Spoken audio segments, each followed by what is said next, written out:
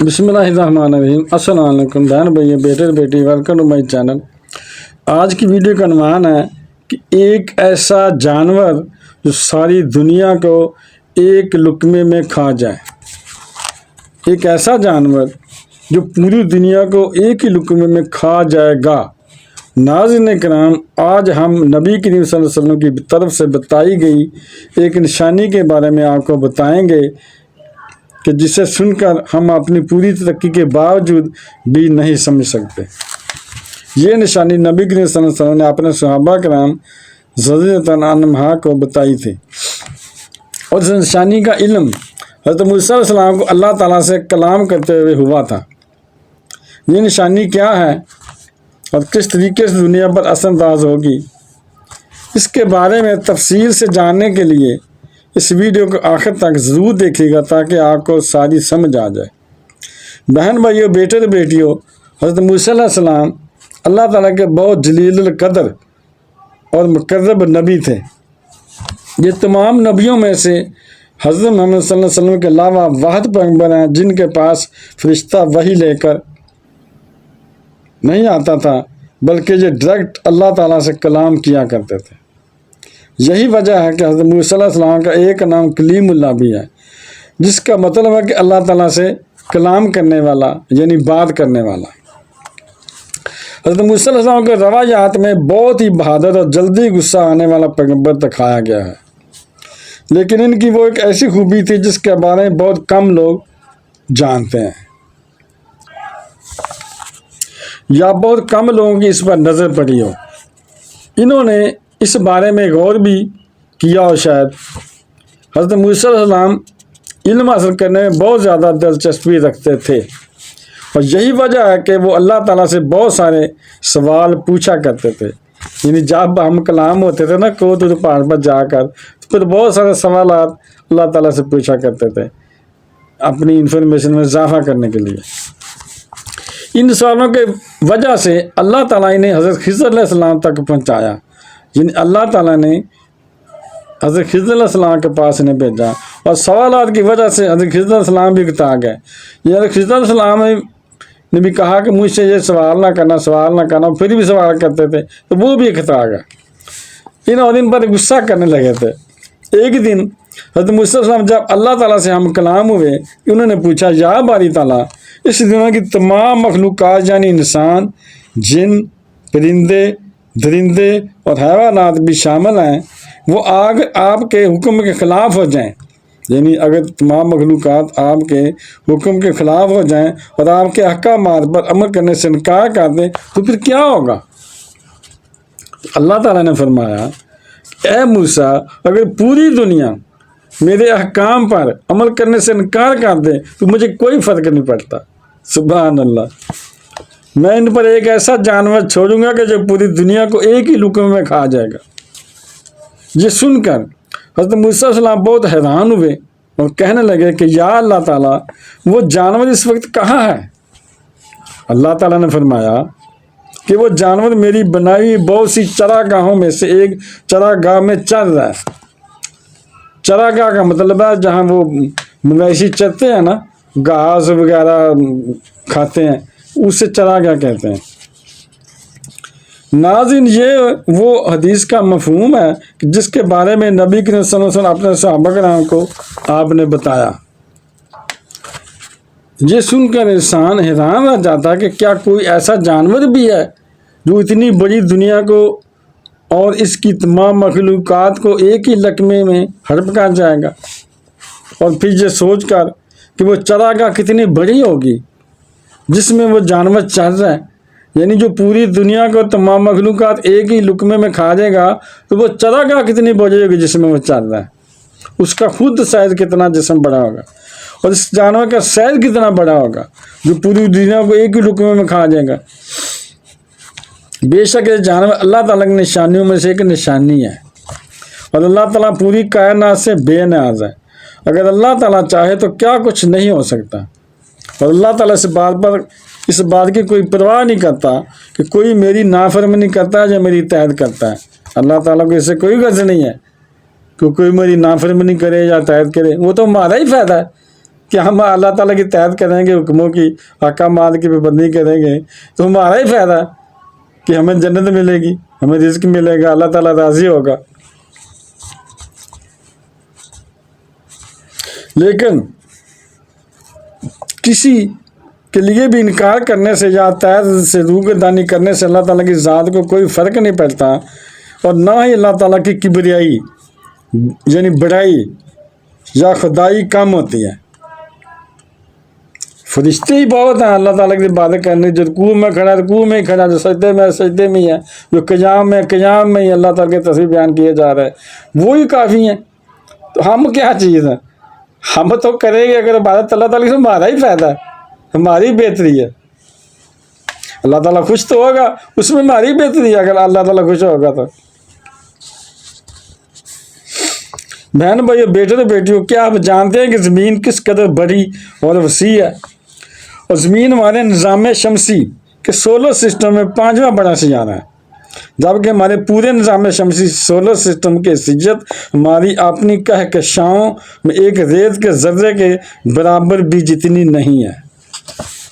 ہماری اس پوری کہکشاں جتنی بڑی کہکشاں ہے، ناقابل بیان تعداد میں اس کائنات میں موجود ہے۔ سائنسدانوں کے مطابق ہماری قابل مشاہدہ کائنات کسے ہم دیکھ سکتے ہیں، اس کائنات میں تقریباً 2 خرب سے زیادہ کہکشائیں موجود ہیں، اور ہر ایک کہکشاں میں اندازہ لگایا گیا ہے کہ تقریباً 10,000 خرب زمین جیسے ہمارے جہاں پر زمین جیسے سیارے موجود ہیں 10,000 خرب۔ تو آپ اندازہ کر سکتے ہیں کہ اس پوری کائنات میں زمین جیسے سیارے کس قدر تعداد میں ہوں گے، اور پوری کائنات کے سامنے ہماری کیا ویلیو ہے؟ کوئی ویلیو نہیں۔ اور وہ جانور کتنا بڑا ہوگا جو زمین جیسے بڑے سیارے کو ایک ہی لقمے میں کھا سکتا ہے۔ اور ہم آپ کو ایک اور جانور کے بارے میں بتائیں گے جن کا ذکر قرآن کریم میں موجود ہے اور حدیث نبی صلی اللہ علیہ وسلم میں بھی ملتا ہے، اور اس جانور کو اللہ تعالیٰ نے قرآن میں دابۃ الارض کا نام دیا ہے، یعنی زمین کا جانور۔ اور یہ جانور قرب قیامت میں ظاہر ہوگا جب قیامت آنے والی ہوگی، اور یہ جانور نہایت ہی عجیب و غریب قسم کا ہوگا۔ اس کے اندر تمام جانوروں کی مشترکہ صفات موجود ہوں گی، یعنی اس کی دم کسی اور جانور جیسی ہوگی، منہ کسی اور جانور جیسا ہوگا، جسم کسی اور جانور جیسا ہوگا، آنکھیں کسی اور جانور جیسی ہوں گی، اور اس کا پورا جسم کسی نہ کسی جانور سے مماثلت ضرور رکھتا ہوگا۔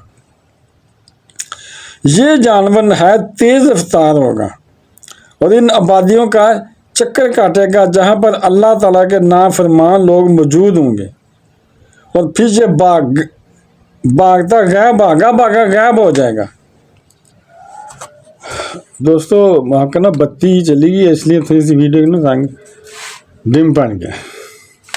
بہت سارے لوگ اس جانور کے پیچھا کرنے کی کوشش کریں گے، اور یہ جانور کسی کے ہاتھ نہیں آئے گا، اور جیسے ہی یہ اچانک ظاہر ہوگا تو ویسے ہی اچانک غائب ہو جائے گا۔ اس جانور کو بھی حدیث مبارکہ میں اللہ تعالیٰ کی نشانیوں میں سے ایک نشانی قرار دیا گیا ہے، اور یہ بھی کہا گیا ہے کہ یہ جانور جن آبادیوں کا چکر لگائے گا وہاں پر عذاب اور زلزلے آئیں گے، کیونکہ یہ جانور جس دور میں ظاہر ہوگا اس وقت زمین پر مومنین کی تعداد کم ہوگی، اور زمین پر فاسق، فاجر اور کفار لوگوں کی اکثریت ہوگی۔ زمین کا نظام اس دور میں طے و بالا ہو جائے گا، اور لوگ کھلم کھلا فحاشی اور گناہ کے کاموں کے عادی ہو جائیں گے۔ اللہ اکبر بات کرنے کا مقصد یہ ہے کہ اللہ اکبر کہنے کو صرف ایک لفظ ہے، مگر اس کی قدر بہت ہے۔ سبحان اللہ، اس کی ویلیو بہت ہے۔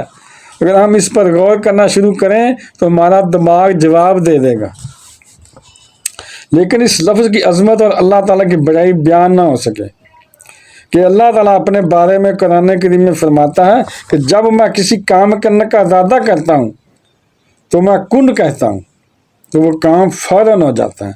تمام کی تمام کائنات اللہ تعالیٰ کے ایک حکم یعنی کن کے نتیجے میں وجود میں آئی، اور اس طرح جب اللہ تعالیٰ اس کائنات کو ختم کرنا چاہے گا تو صرف کن فرمائے گا،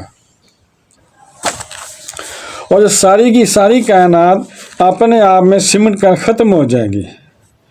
कैसे और किस अंदाज में होगी ये अल्लाह ही बेहतर जानता है। हमारी इस कायनात में जिसमें हम रहते हैं इस कदर बड़ी है कि हम इसकी वसअत का अंदाज़ा ही नहीं कर सकते। अगर हम रोशनी की भी रफ्तार से चलें तो 3 लाख किलोमीटर फी सेकंड की रफ्तार से चलते हुए इस कायनात का चक्कर लगाने में पता चलता है कि हमें कितना वक्त लगेगा। It will take 96 billion years, 96 अरब साल लगेंगे।